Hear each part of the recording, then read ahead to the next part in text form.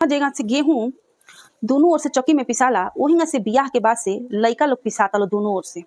वो लोग के जिंदगी इतना खराब हो गई बाटे बियाह के बाद। अब बियाह से पहले तो वो बेचैन रहता लोग कि हमरा बियाह करे के बाटे। हाँ, माई बाप एकदम अथी कहता तनी से लेट होता तब जल्दी हमार बियाह कराओ, जल्दी हमार बियाह कराओ। हाँ, आज जब बियाहवा हो जाता तो जितना खुश बियाहवा से पहले रहता लोग उतने बियाहवा बाद नाक गार गार रोता लोग कि कहाँ से कहाँ हम बियाह कैली। हाँ, दोनों ओर से पिसाता लोग, माई की ओर से और मेहरारू की ओर से।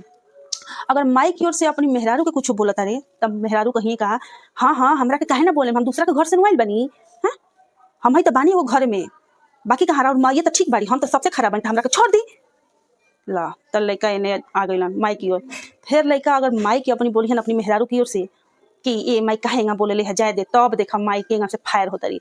तब माई कहीं का हाँ वही ना तोर माई ही हाँ भैल बिया हुए जौन सिखाओ तो करत रे, ते तो सबसे अथी हो गई बड़े खराब हो गए। पहले यहाँ से ना रहे लेकिन अब यहाँ से होकल जाता रहे, हमारे लड़का ना हुए जो यहाँ से।